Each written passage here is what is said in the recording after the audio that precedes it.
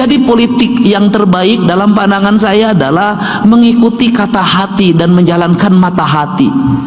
Rahasia Kang Deddy menjadi politisi yang lebih hebat dari politisi yang lain.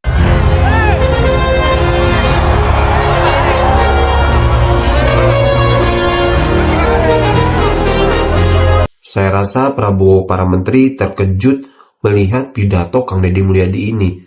Kang Deddy bicara soal kejujuran di depan ribuan kader partai politik. Ya, Kang Deddy gak rasa ada takut sekalipun ya bicara di depan para pejabat. Ya, dalam rangka sekarang yang mau ke 17 Agustus teman-teman, hari kemerdekaan. Ya, Kang Deddy sampaikan dengan tegas. Dan bukan itu aja teman-teman, ya, warga bicara Kang Deddy Mulyadi.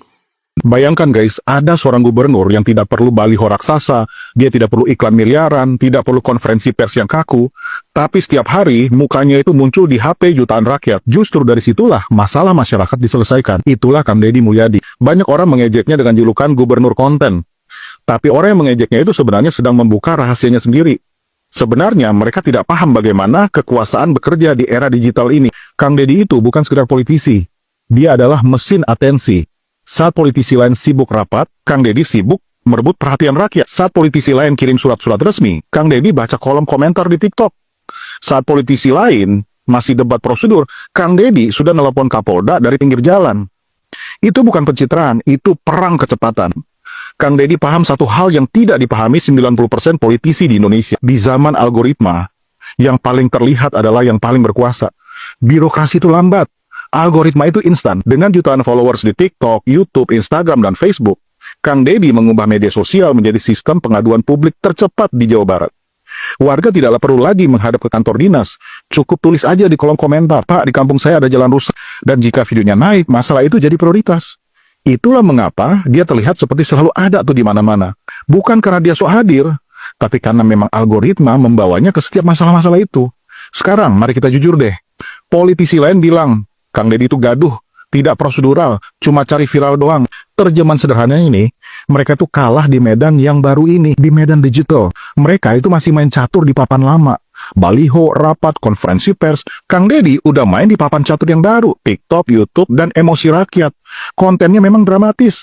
Ada marah, ada tangis, ada konflik. Tapi politik memang tidak pernah netral secara emosi. Perbedaannya, Kang Deddy itu justru welcome, bukan menyembunyikan emosi.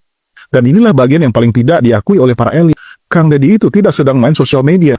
Dia sedang mengganti cara negara berkomunikasi dengan rakyat. Ketika dia membagi uang dari pendapatan YouTube untuk petugas upacara, itu bukan gimmick, itu pesan politik. Dia mau kasih tahu, bahkan algoritma bisa dipaksa bekerja untuk rakyat. Kalau mengikuti kata hati dan menjalankan mata hati, maka kita akan senantiasa mampu mendengar, mesti suara itu tidak pernah diucapkan.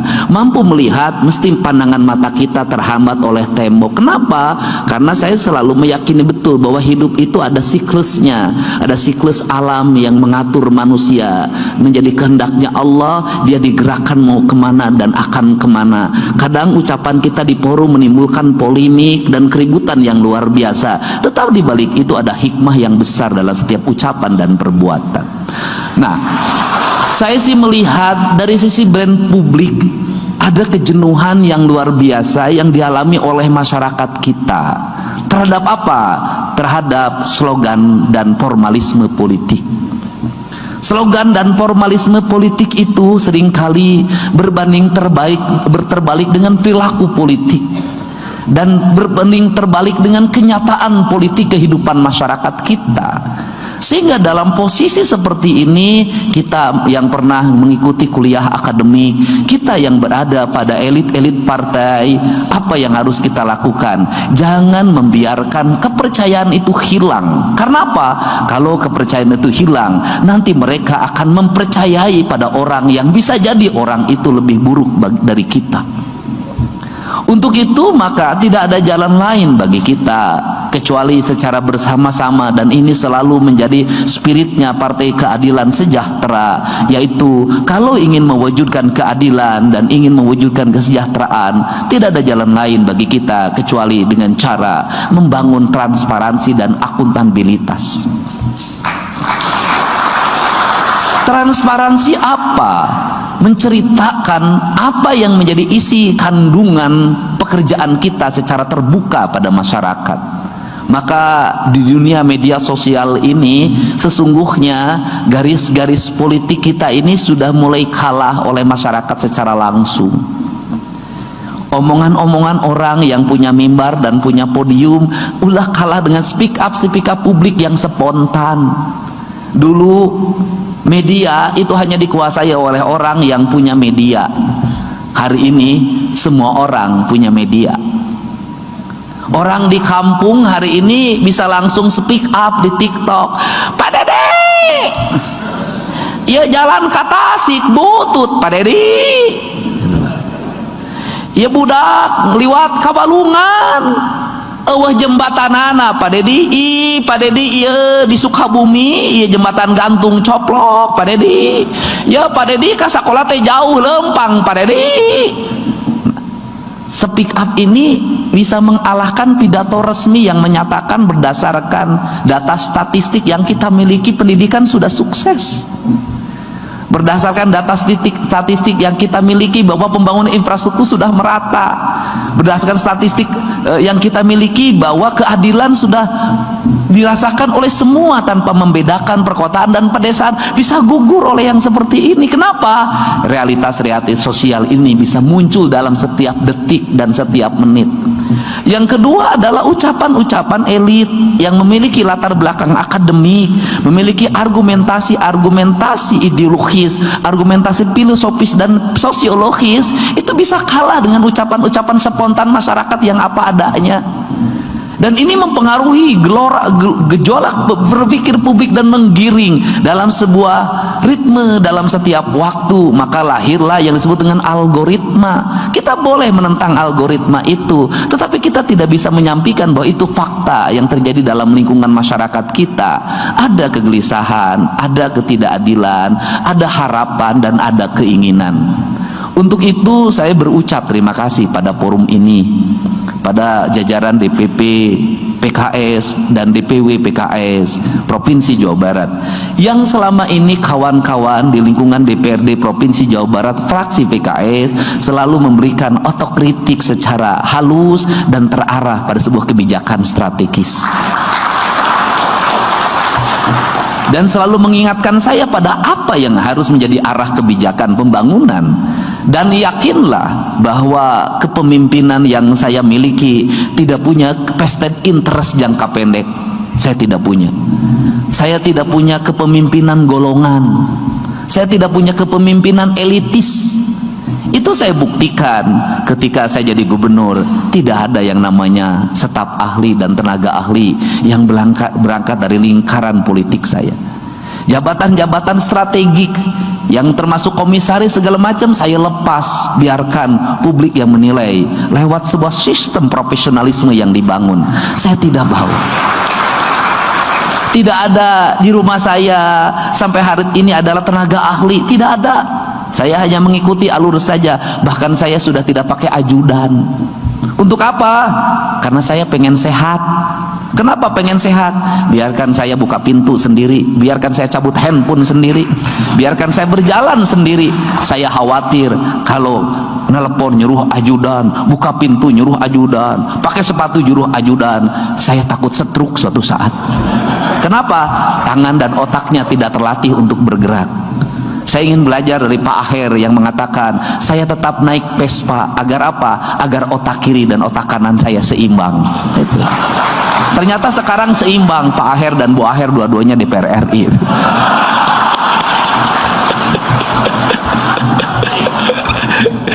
Nah, ini yang dimaksud sebenarnya. Sehingga kalau tadi Pak Ketua menyampaikan pada saya di WA sangat cepat, ya memang handphone saya hidup Pak. Itu tiap hari nih saya dapat lapor nih baru nih, ini laporan dari pengacara Kang Gub. Alhamdulillah korban malpraktek di Kabupaten Sukabumi sudah mendapat kompensasi 450 juta. Saya punya 200 pengacara Pak yang khusus mengadvokasi orang-orang miskin ketika bermasalah. Pagi-pagi sudah ada di depan rumah saya yang tidak punya tangan dan tidak punya kaki. Dia bercerita warungnya mau bangkrut, saya asalnya dulu pengemis, sekarang saya punya warung, tapi warung saya dianyuk tidak pada bayar, Pak. Saya bilang ikhlasin saja, kamu punya modal baru dengan catatan kamu kalau sudah maju jangan pernah nambah istri lagi. Kenapa? Syadoraka ka aing hiji ge encan sia nambah jadi 2.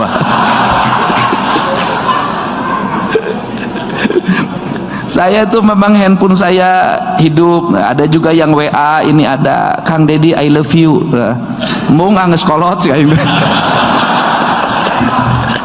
ya handphone saya hidup Pak, dan saya merasa tidak enak kalau tidak menjawab WA itu.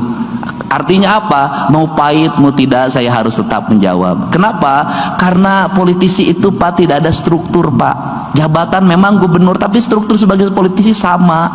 Dan ciri khas sebagai politisi itu adalah menjalin persahabatan, menghormati orang siapapun dia. Agar apa? Agar kita tidak kehilangan teman. Jadi saya ke Kang Iwan selalu bilang WA langsung, siap pimpinan, dilaksanakan. Dan ternyata Bapak sekarang jadi pimpinan. Itu bagian dari doa saya, sebagian doa. Nah yang terakhir saya juga mohon maaf. Jadi kalau kata orang saya politik populis, selalu ingin mengambil citra-citra populisme, saya tidak. Kenapa? Karena saya punya jiwa kekeh Pak. Kalau sudah itu menjadi pikiran saya, menjadi orientasi saya, misalnya studi tour, orang demo segala macam, saya mah kekeh. Ini tidak boleh dilaksanakan. Kenapa? Kasihan banyak orang yang pinjam ke sana ke sini, saya sudah tahu.